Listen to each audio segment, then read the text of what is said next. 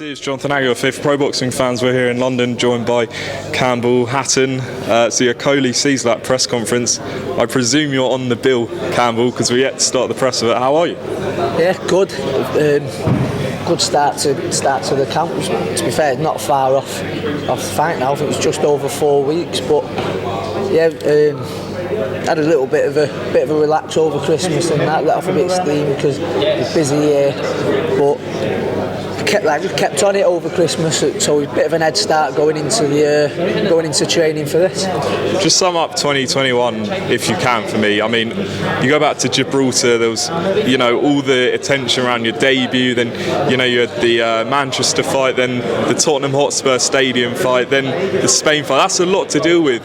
You're what, 20 years old, am I right? 21, that's a lot to deal with. Didn't have a 21st though. That'll have to wait, but yeah, to sum it up, I'd have to say busy really, because if it's 5 fights in 9 months, Gibraltar seems like a lifetime away, and not even a year on from that yet. So I think just after just more of the same really, the activity I had last year, kick on again and have the same in 2022 ideally.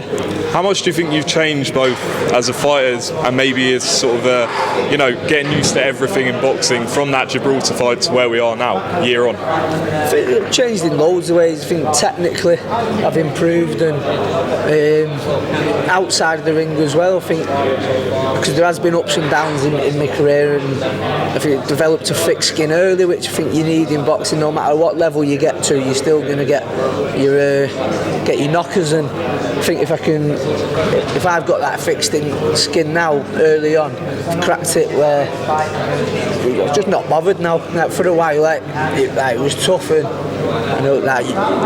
you wanted to reply to everyone, but just over it now. It's water off a duck's back, and so you're sort of like untouchable once you get that mindset. I just want to touch on that because I assume you're referring to the Spurs fight where it was a controversial decision, most people thought, but it's not down to you where the judges pick, and all you can do is improve on your performances. But how did you deal with sort of the criticism and everything that came after that?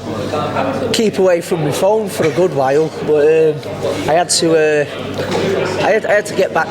Like I say, I had to develop that thick skin quick, because I think the response to that, whether you agree with the decision or not, the stick I was getting for that was just over the top. Like you touched on there, I'm not in control of how the decision goes. I do think it was a close fight, and I don't think you can really kick off too much of a fuss either way. I think I made hard work of it. We know our reasons for that, which don't need to get into. It doesn't change anything. But like I say, I think it was a close fight, and the response was ridiculous really, but that'll stand me in good stead, because I know no matter what, nothing's going to top that. It can only get as bad as that. It can't get any worse, so just crack on now. I mean, is it tough to deal with? Because I see you on Instagram, you're doing what everyone else does. You're going on your runs, early morning runs, you're getting the sparring, getting the work in, yet one result and everyone's sort of slating you. Is it difficult? Yeah, it's annoying, because people will be saying that I've had an easy road of it, and some aspects of it I have had it easier than others, but in other areas I've had it far harder than anyone else has to put up with. No one else has to put up with the criticism and the spotlight I'm under at this stage of the career. That everyone else can have a shit performance and it goes unnoticed, don't they? And they can learn from it. I'm learning on the job in front of everyone's eyes, so I think that makes up for any little advances I've had in other areas, in my opinion. But like you say, I've dealt with it early and just crack on with it now. You bounced back well with that win out in Spain. How important was that for you? And just sum up that performance, a knockout win. Yeah, it was long overdue. I think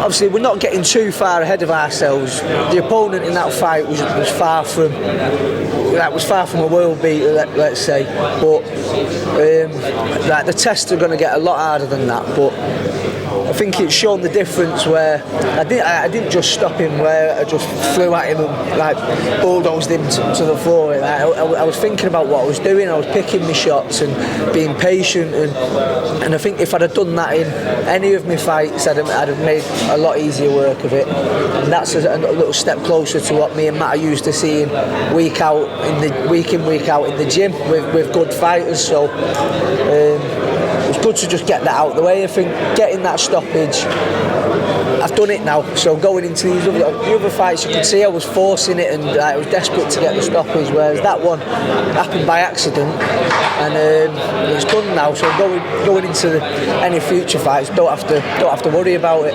Did that teach you anything about yourself? Getting that stoppage. You said you didn't force it.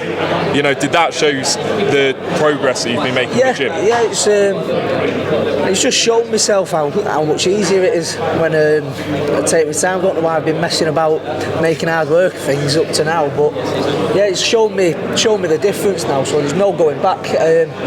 Obviously, there was no pressure over there in Spain, and now we're coming back over here on a good show. So we're not going to go backwards now and feel the pressure again, because I know I've sort of shown myself what I need to do, so nothing needs to change now. And in terms of the Tottenham fight, do you want the rematch with that guy to sort of, not right or wrong because you won the fight, but to prove to people that you have made the improvement since then? I'm open to it down the line. It's one of them where I don't feel desperate to do it. I don't, because I do feel, and I'm dead honest with myself, I do feel like I won the fight. I think it was very close, and you can't grumble too much with any result, any way it could have gone, and you can't really grumble too much, in my opinion. And I'm open to it down the line as a way of showing how much I've improved, if like just to show how much easier I can make it for myself. But it's not something I feel like I need to do to prove to myself or anything, because I do feel like I won the fight, and I feel like I'd win it very comfortably if I used the patience of showing out in Spain. So if it happens, it happens, but I'll leave that down to my team. And two quick ones. If you could box anywhere this year, where would you choose? Anywhere in America, I reckon. Just missed my 21st, hadn't I? So make up for it over Vegas, there. And just finally, obviously, the whole world's talking about the heavyweight division right now, about Joshua, Usyk, Fury, White. What do you make of the whole situation and talks of a step aside? I think it is a tricky one, really, because if you're AJ, from the outside looking in, you think, 15 million just to let them fight. You don't even have to do anything, and it does. You'd think a lot of people would bite their hand off to get at that, but you can see it from his point of view where he got the tactics wrong in the Usyk fight. Not to say it had definitely been a different result, but it had definitely been a different fight, and one that I do think AJ would have been capable of winning. That's not to say he would have done. Like, I think a completely different fight, and he's definitely in with a shout there. So he might want to wrong the right there, because he knows he can do things differently. So it isn't as straightforward as let it go. But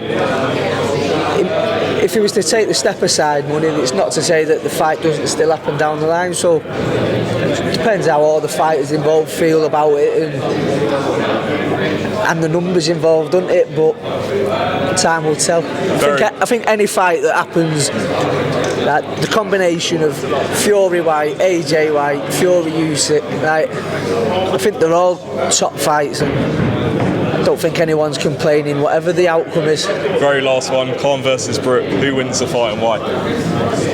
In the primes, I always used to say Kell. I used to always think I used to thought Khan would win the rounds with speed and sharpness, but Brook would get one in, having that good time and good power. So I used to always say Brook, but they're not the fighters they were, no disrespect, and it's whether they've still got that timing. And if Kell's still got the timing, I still think he'll get the shot in. But at the minute, I'm leaning to Khan because that sharpness and speed's obviously still there. But no matter what, I see Khan winning the rounds, and just whether Brook can get that shot in.